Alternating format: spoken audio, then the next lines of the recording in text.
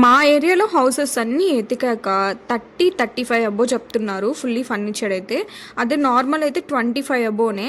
అసలు ఇలా కాదని చెప్పి సిటీ ఔట్‌కట్స్‌లో అయితే ఎతుకుదామని చెప్పి అనుకున్నాము. మా ఫ్రెండ్ వాళ్ళ సిస్టర్ ఇక్కడే ఉంటదనమాట. సో, తనైతే ఇక్కడ ఫ్లాట్ తీసుకుంది. అట్లా అని మా బడ్జెట్‌లో కూడా ఉందనమాట. అదిగా ఫుల్లీ ఫర్నిచర్డ్ వచ్చింది.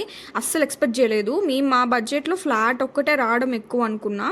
బట్ వీళ్ళు ఫుల్లీ ఫర్నిచర్డ్ అయితే ఇచ్చారు. బట్ మనం వెళ్ళేటప్పుడు వాళ్ళకి ఇచ్చేసి వెళ్ళిపోవాలన్నీ. ఇంకైతే నాకైతే లిటరల్ ఈ హౌస్ అయితే చాలా నచ్చింది గైస్. అది కాక గేటెడ్ కమ్యూనిటీ.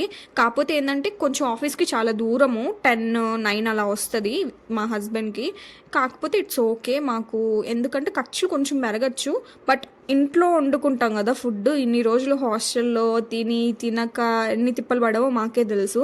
నాకైతే ఇది నచ్చింది, ఫ్లాట్ తీసుకుందామని చూస్తున్నాము. సో ఎలా అవుతుందో ఏందో నాకైతే ఇప్పుడు తెలీదు. సో మన ఛానల్ కొత్తగా చూస్తున్నట్టయితే లైక్ అండ్ సబ్స్క్రైబ్.